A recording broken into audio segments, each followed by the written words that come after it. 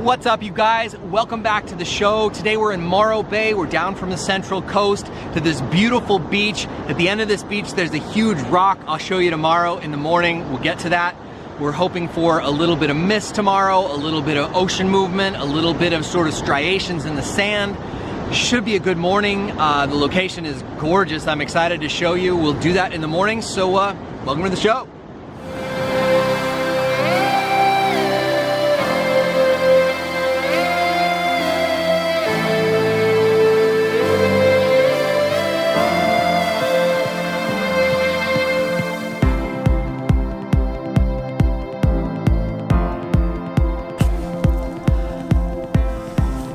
Today is one of those days when it feels a little too early. And to be fair, we might just be up a little too early. It's still dark outside. There's a beautiful full moon. It's been kind of foggy and hazy the last few days at the coast, but this morning it's crystal clear. We can see stars. So with any luck, we'll have a pretty sunrise. We'll get some color sort of in the horizon. I don't think there's going to be anything too dramatic, so it's going to be all about sort of capturing that very even light just before the sun comes up. Hopefully a little bit of reflection in the water. We're at low tide right now, so that should be good for us. We'll probably still have another 20 minutes before we get light. So anyway, we're just sitting in the car doing a little research and trying to wake up.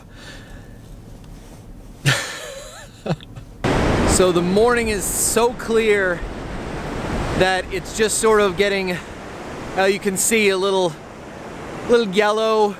It's very blue still. I don't know if we're gonna get anything. I'm a little jealous of the surfers getting in, although the surf is just a mess, but it sounds kind of good this morning. Full moon over my shoulder here isn't doing much, but it is giving us a little bit of light on the rock. So I've been shooting a few things here in the sort of early dawn, sort of blue hour before things start lighting up. I don't know if anything's gonna turn out this morning. There are some nice little ridges in the sand going off, but they're sort of hard to capture because there isn't enough light coming in. So I'm getting as low as I can, trying to get the reflection of this beautiful rock behind me in the scene. But this may just be an exercise in futility this morning, just because I think the light's just gonna come up and it's gonna be sort of lackluster. But we'll keep shooting and keep looking for little compositions within the sand. And I have to keep running in and out because the tide's actually coming in. We're after low tide a little bit now, and so it's this exercise in run out, set up the shot, get everything level, focus, take a picture, and then immediately run back so I don't get soaked. And I have the tripod so low that I'm almost sitting in the surf. Yeah, we'll keep shooting, and yeah, it's just another morning at the beach. So I'm waiting for the water to come in as far as it can come. So on the bigger sets, when the waves push in all the way across the beach and actually get me wet, I'm waiting for them to push all the way in, and then once that wave has come all the way to as far as it's gonna get, like this, comes in, passes me, I hit my mirror lockup, and then when the wave reaches the top point and starts pulling back, I let the shutter go, and I'm shooting for about 14 seconds on just the lowest ISO that I've got. I've really got it dialed down. I think I'm f22 and ISO 64, maybe the lower ISO setting like L7, L10. Whoa, that's too big. Anyway, the tripod's so low I have to be careful because some of these come in a little too far and they're a little too big.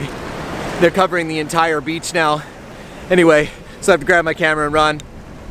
But I'm waiting for those waves to come all the way up, and then once they've sort of reached the top and start pulling back across the beach, then I hit the shutter, because then I can get that really smooth pull back across the long beach and get those smooth, buttery, sort of almost cloudy effect on the water. I'm not getting a really great reflection, and the light's not all that good, so I'm sort of leveraging other techniques here to get something interesting.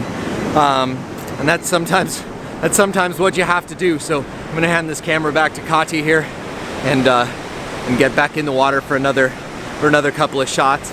The sun's gonna come up soon. I can see there's some clouds on the horizon back here. You probably can't see that because of this exposure, but there are just a few little wispy clouds catching oranges, but they're not gonna end up in our scene, so we're just gonna kind of shoot until it gets bright enough that there's not much interest left. Anyway, I'm gonna go get back in the water and try not to get soaked.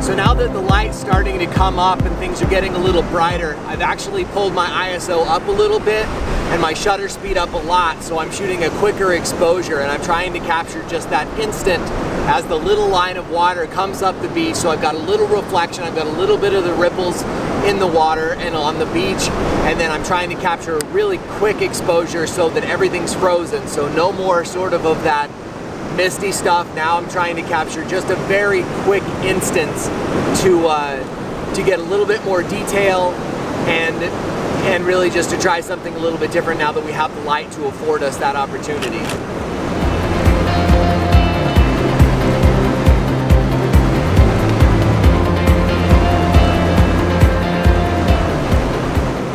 Otherwise I would have had to shoot at a very high ISO, which would have ended up in a grainy footage run. This is just turning out to be a little bit stupid this morning. There's so much running in and out because the tide's now pushing in. Every time I get set up and I get everything level and I'm ready to go, another big set comes in and this. I'm completely soaked, just cold and wet. So, you know, a good morning of photography.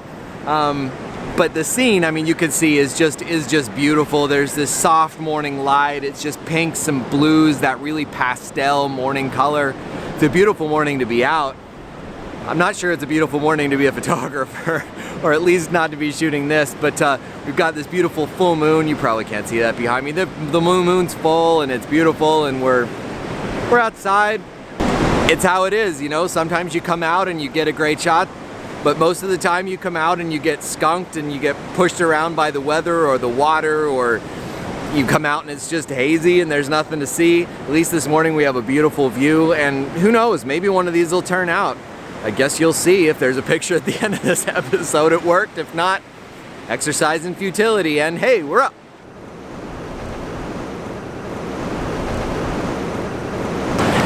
So what I'm doing now is I have a 10-stop neutral density filter on the camera, and you can see behind me I'm getting a nice reflection along this edge, but what happens is every time the water pulls out and the reflection turns nice, so we'll start the exposure now, and you can see the reflection looks beautiful, but then the next set's gonna come in and those waves are gonna push over that reflection. So if we can hold the shutter open long enough that we get both the reflection and the water pushing over it, which is coming in now, in a 20-second exposure, which this 10-stop neutral density filter allows me, I can actually get the reflection and then I can get the water pushing over. And so you get this beautiful reflection, but then you got this haze over the top of it that actually can look really cool if it works out. So we're gonna shoot a couple of those, then I think we're gonna call it for the morning because it's just getting too bright.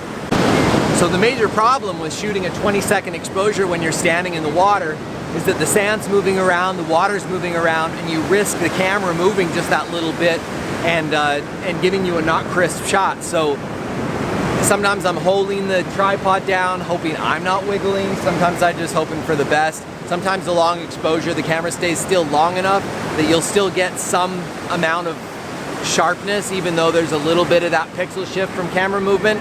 But anyway, that's what's tricky about doing long exposures when the camera can actually move, and that goes for wind or water moving the camera around like this, or just a photographer.